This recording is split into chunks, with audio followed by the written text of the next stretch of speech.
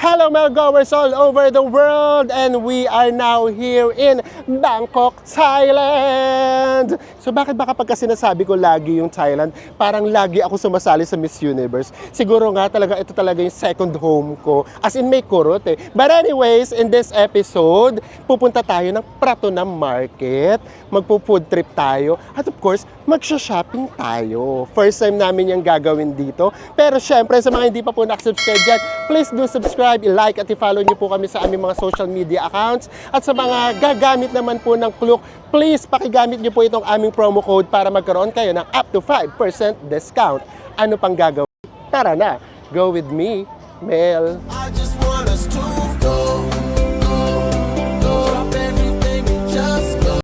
Hello everyone! Hi guys! Eto na, yung sinasabi namin sa inyong food trip, sisimulan na natin dito sa may Bangkok. Itong BTS ang isa or pinaka-paborito naming means of transportation dito. Kaya nag-avail kami ng 24 hours, no, 1 day pass na only ride sa may BTS para makatipid. Pagka nag-only pass kayo, 210 pesos lang siya. Kung gusto nyo makatipid, gamitin nyo lang yung promo code namin para magkaroon kayo ng up to 5% discount. Ano bang gagawin? I-cloak nyo na yun. Naiya daw kami. So ngayon, itatry guys, kasi hindi pa namin alam kung paano pumunta ng Pratunam. So pupunta tayo ng Pratunam para sa ating food trip dito sa Bangkok. Lilipat tayo ng isang train. Makikita ninyo ha, from Silom Line, lilipat tayo sa may Sukhumvit Line. Napaka-convenient kasi ito, dito sa may Siamese Station. Ito siya. Ayan kaagad oh. Meron kaagad kayong lilipatang train. Takbo tayo. Takbo. So, ganyan ka-convenient yung train system dito sa may BKK. That's why talagang ano siya, tourist friendly siya. Kahit solo traveler, hindi kaya dito maliligaw. Kaso nga lang, kailangan maging runner. Oo. Kasi nangyayari, feeling namin talagang sinasadya na yung from this station, maghihintay para yung pagbabago sa may kabila.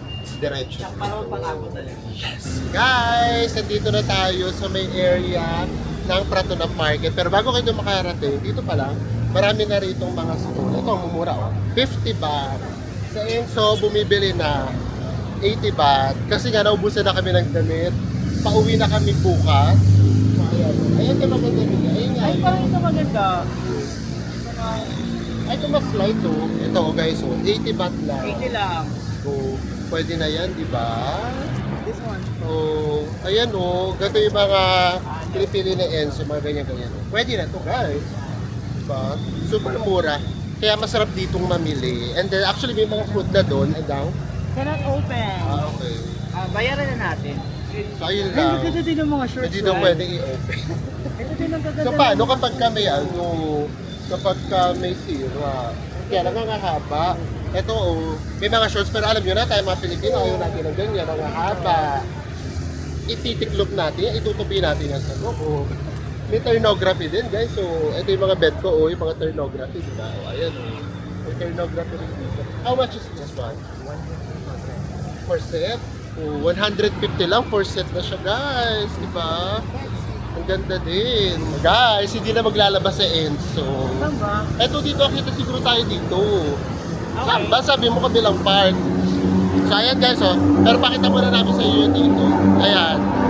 Dito pa lang, meron na rito mga ganito. Actually, gusto ko na bumili ng barbecue. Pero mamaya na tayo bumili. So lakad pa tayo. Papunta ng Pratunam Market. Hindi naman mong problema sa Enso. O kasi kung nakita nyo, jumulit na siya ng damit kahapon. pero nilaban niya naman yun. Sabi niya nga, uy, press release mo namang nilaphan. Kaya pin-press release ko na for you. Kasi minsan ganun lang din naman ginagawa namin. Kasi nga, di ba, ang konti nga lang nung ano namin, ang light lang kasi ng mga bags namin. Kasi nga, kapag malaki, hindi rin siya convenient kapag nag-travel. So, ayan o guys, so, dito pa o. Ang dami na rito pagpipilian. Diba? So dito na lang tayo, harap tayo ng mga makakainan natin. Ang dami dito guys. Sorry. Oh. Guys, so ang dami na dito. May mga ihaw-ihaw na. And then, eto pa. Ang dami guys, sarap. Tapos dito may tom yum. Ang laking ano nito guys. So, ano tawag dito be? Sa atin? Tempura. Tempura, ang laking tempura. May mga juices. Tapos, ayun, may mga pasalubong. So ito parang stall na to ng kainan kung gusto niyo. Siyempre may mga fruits. Pero parang mahal siya yung fruits 100 dito. nakalagay. 100 baht yung Doon tayo sa fruits. labas. Oo, sa may labas, 20 2020 lang. So, lakad pa tayo. Guys, yung mga signature na Thailand na mga damit, meron din. Thailand! Hello! So, lakad lang tayo. Dito pwede kang vlog-vlog lang. Dead ma lang. Oo, unlike dun sa may India, hindi naman pag-vlog. Pero yung mga section of fruits dito mahal. Oo, medyo mahal siya. So, medyo mahal dito. So, malamang alam nyo na, hindi tayo rito mag-food trip. Charot. Doon tayo mag-food trip sa may papunta dito. Kasi, yung mga doon, mga barbecue, pa 10 baht lang. Ayan, dami guys. So, diba? So, kung food trip yung hanap ninyo, dito sa may Pratunam, meron din. Pero para mga Japanese na. Guys, pagdating sa mga damit, pasok kayo sa mga Pratunam na mall. Ayan, 80 baht lang. Ang mura. Diba? Kapag ka kasi doon sa may... Sayang pinupuntahan natin. Sa MBK. Sa MBK, mahal doon guys. Hindi mura sa MBK. So punta kayo sa may Pratunam, ang mumura talaga. May 80 baht lang. Pag sa MBK, mga nasa kaagad yun. 150 or 200. Tsaka maganda dito, may presyo. No? Oo, may presyo na tayo, no? O, ayun, pa 100, 150 lang. So, anyways, punta lang kayo dito kung gusto niyo ng mas mura. Ay, eto na, yun. O, paglabas, guys. 70. 70. Oh, diba? So, sa labas na lang pala kayo. Basta dito sa may part ng Pratunam. Oo, malaki naman to. Eto, tumawid nga pala tayo dito tayo sa may Pratunam Market kasi hindi namin caring mag-food trip doon. Siyempre, mas maghahanap kami ng mas mura, di ba? Ayaw naman namin kayo bigyan ng food trip na mahal agad. So, lakad lang tayo. So, ito yung Pratunam Market. Ito kabaan na to is Pratunam Market na. Guys, nandito na kami ni MC. Meron kaming nakitang parang food stall or food court pala. So, ayaw muna namin mag-iikot. Gusto muna namin makatikim ng pad thai. Sinadya namin, hindi kumain ng pad thai kahapon sa may Terminal 21. Kasi gusto namin siya isama sa may food trip natin for today. So, yung pad thai dito ay 110 baht. Actually, guys, mas mahal dito.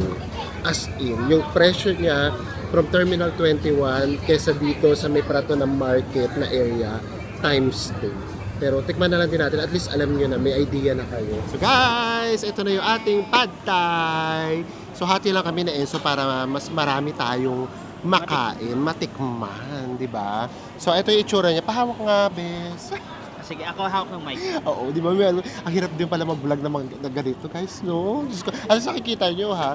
Ito na yung parang behind the scene slash, ito na yung actual naming vlog. So ito yung itsura niya, guys. Actually, dito sa may... Puro actually na naman doon nasabi ko. Dito sa may Thailand, kahit saan kayo kumain, iba-iba yung itsura nung pad thai niya. Lapag ko na nga, for sure maririnig ko naman. So, ito yung itsura niya, guys. Ayan, oh. So, halu-haluin lang natin, guys. So, makikita nyo dito, ayan, oh, may togi-togi na malalaki. Ayan, togi yan, guys. Tapos, bukod sa togi, meron pa ditong tofu. Ayan. Fried tofu yan. And then, ito na nga yun. Ito yung shrimp. Yung shrimp na sinasabi ko sa inyo na malinis. So, guys, 100 baht pala. So, wag na natin pigaan muna nung tawag dyan, lime. Kasi baka mag-iba yung lasa. So, tikman natin siya ng ganito lang. Ayan siya. And then nga pala, guys, mamaya nasubo muna ako. Tikman natin, ha.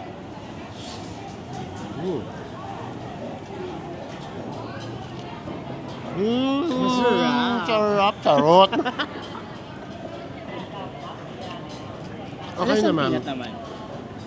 Lasang peanut. Pero parang may kulang. Tapos guys, kada table, nagpo-provide siya ng ganito. Condiments. Mga condiments. So okay naman. Pero hindi siya isa dun sa may mga pinaka masasarap na pad thai na natikman ko. Usually kasi yung pad thai, parang meron ako na crispy. Kaya ito wala. Ikaw na, kaya. Crispy tofu. Actually, yung pag inisip yung patay, inisip ko agad lasang peanut, tapos merong ma-crunchy. Wala, hindi siya ganun. Ibang pad thai siya. Para kang kumain ng pansit. Ganun lang siya. Ako malame ako eh. Lagi Wala. Tapos majubang. Oo nga. Ibang pad thai ata ito na Actually, tingnan matabang. namin. Jabang siya. Sayang. Doon sa may sa may Terminal 21. Terminal 21, mura lang to. Nasa 50 lang ata to. Masarap. Or next time. Kasi nga gusto namin siya isama sa episode ngayon ng food trip. Wale. Jubangchi. Pero yung sarap. Tawag niyan, yung shrimp kasi nga malinis. Alam mong malinis. Ginawa ko siya spaghetti, guys.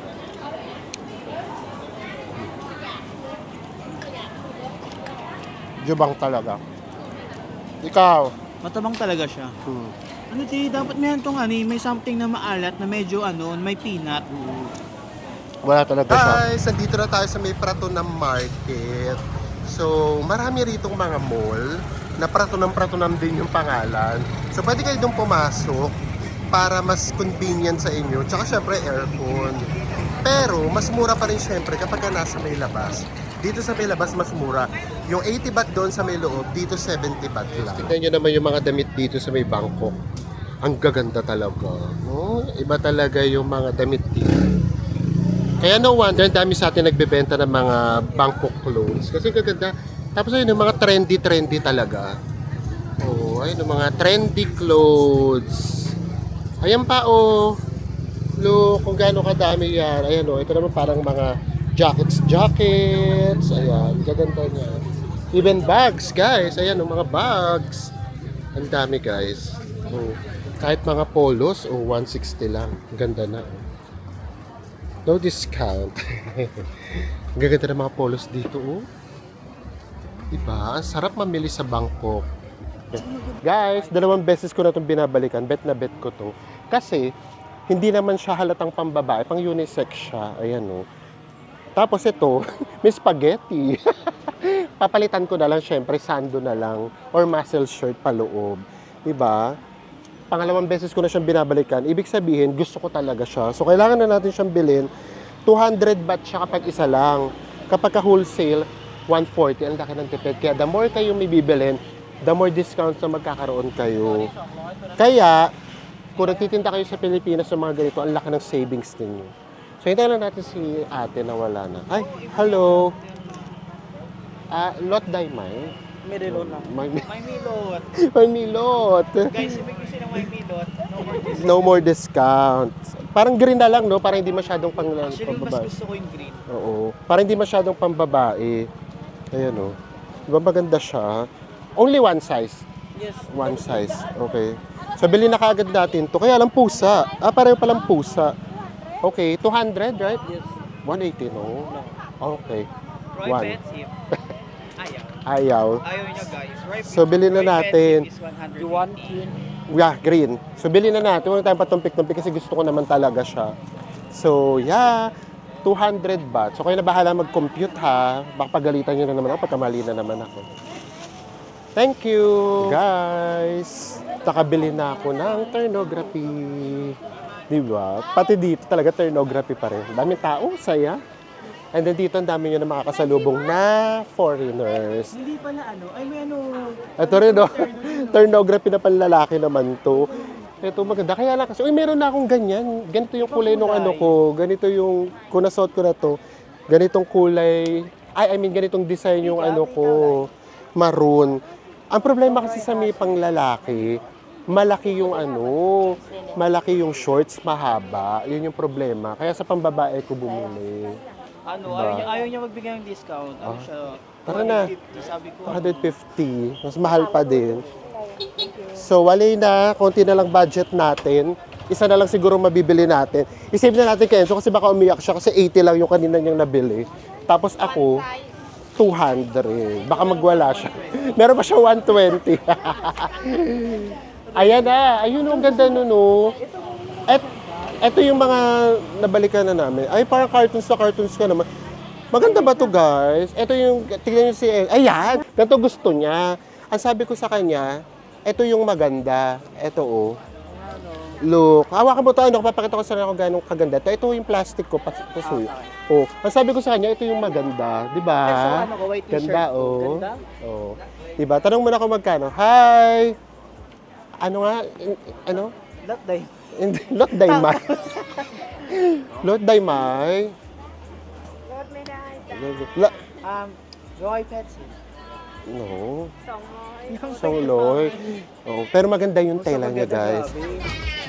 Can I try? Oo, baka XL kayo. Maybe, ito kasi guys, Ah, ito double guys, XL eh. double XL 200, XL 160. May ano yung design?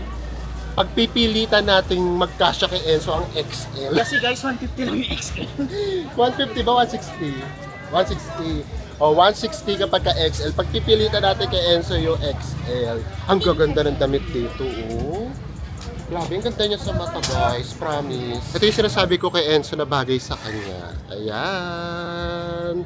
Ang gaganda ng polo dito, guys, oh. Pati kulay. Ang lamig sa mata. O, diba? O, ayan, yung mga polos dito.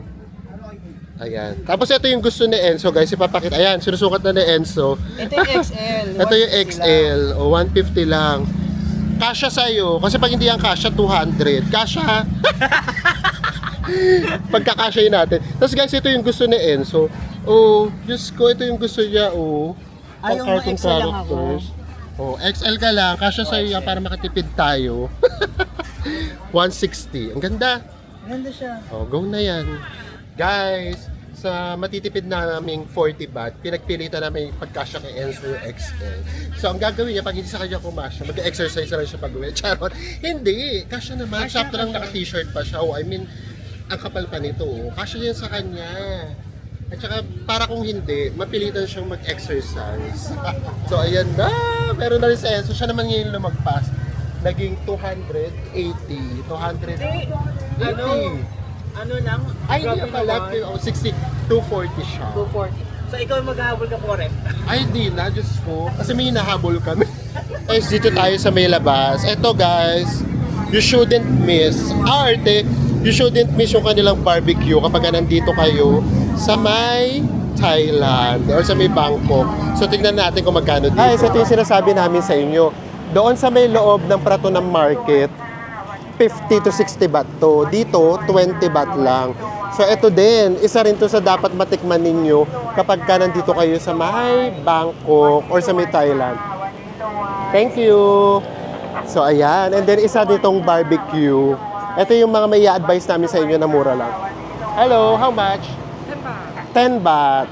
So, tingnan nyo guys, so 10 baht lang. Doon sa may loob, tumingin kami, parang tatlong ganito, 120 baht. So, di ba? This one. Oh. Ito na yun. Ito yung titigman natin today. Kasi may pupuntahan pa tayo. So, kakainin na namin siya habang naglalakad. Hello! Guys, sisimulan na natin. Ito yung barbecue nila. So, kumain na tayo habang naglalakad, ha? Ganun naman talaga dito. Pwede naman yun. Simulan na natin. Ako kagad yung titikim. Pero sa Enzo ang uubos dito. Kasi ayoko naman magpakabusog. Meron pa nga kami pupuntahan. Doon mabubusog tayo kasi buffet yun. Mainit pa. Actually, kahapon pa lang, nasa may BTS pa lang kami. Kumain na kami nito. 10 baht lang din. Kaya mas mura talaga sa may labas. Sarap talaga ng barbecue nila. Oh, siya nauubos na. Guys, ito naman isa rin sa mga hindi namin pinalalagpas dito. Ito naman, pinakita ko agad sa yung sausawan. Kasi ito yung sausawan niya, guys. Pakiramdam ko yung sausawan niya, nakikita naman dito, oh. Ayan, oh. May sili-sili, may asukal, at saka may betchin. And then, isasawsaw namin yung mangga. Masarap talaga ng mangga rito, guys. Hindi ko alam kung ba't ang sarap ng mangga rito. Ako din gusto ko pa. Diba? Kaya siya masarap kasi may betchin. Sarap talaga. And 20 baht lang yan, guys. Guys, nandito tayo ngayon sa may Icon Siam. So, for our next activity, for our next episode, bibitinin muna namin kayo. So, eto na yun. So, kamusta ba yung food trip namin sa may Pratunam? Eto, to be honest, kakwenta-kwenta mag-food trip doon. Kasi ang mahal, guys. For example, yung pad thai na kinain namin, 100 doon. Sa may ibang lugar, o particularly doon na lang sa may Terminal 21, mga 50 baht lang yun. And mas masarap pa. Tapos naglakad sa loob, baka kung ano pa yung pwede namin kainin, yung mga fruits. Halimbawa, nakita namin yung mga pinya, 100. Yung mangga, 60. Nakita nyo naman yung binili nating mangga sa may labas, 20 baht lang. Tapos yung barbecue, same with barbecue. Sa labas, 10 baht lang. Pagpasok nyo doon sa may Prato ng Market, parang 3 ganun lang, magiging 120 siya. So, ang mahal niya for food trip, gagastos talaga kayo ng malaki. Samantalang kung sa ibang lugar kayo, mas mabubusog kayo at mas marami kayong matitikman. Kaya hindi na namin doon tinuloy yung food trip namin, guys. So, namili na lang kami. Ito naman, yung positive side, kapag doon kayo sa may Pratunam. When in terms of shopping, sila talaga yung pinakamura. Na-try na namin sa may MBK, medyo mahal. Na-try na namin sa may Chatuchak Market, isa yun sa may pinaka-sikat na night market dito sa may Bangkok, pero mahal. Lalo na kung meron kayong mga apparel business sa may Pilipinas, so malaki yung matitipin nyo doon. Kasi for example, yung binili kong damit, yung turnography ko, 200 yun kasi isa lang. Pero kung bibili kayo ata ng wholesale, ang wholesale yata 3 pataas, parang ganun. So magiging 140 lang siya. Ang laki, 60 baht ka agad yung mawawala. So imagine niyo kung maraming bibilin nyo, mas malaking masisave din nyo. And then kung gagamitin nyo siya sa may business, for sure, malaki yung magiging kita ninyo. Kami nga gusto ka sana namin mag-uwi, tapos ibibenta sa Pilipinas para man lang pangbawi dun sa may ginastos namin na pang travel tax. And then, kung meron lang talaga kaming extra baggage allowance, malamang mas bumili pa kami. Kasi nagulat ako na ganun palang kamura doon. Ito ngayon first time na pumunta kami doon. Kaya lang wala, 7 kilos lang talaga. Kaya so pagdating sa may food trip, no ang Pratunam. Pero pagdating naman sa may shopping, check.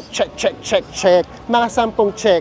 Yon ang para sa inyo. So ayan, so sana po na-enjoy nyo po itong ating first day dito sa may Bangkok at first vlog.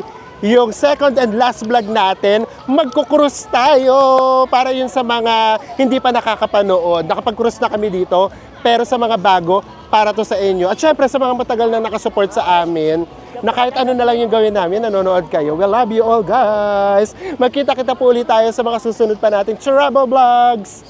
Bye, everyone!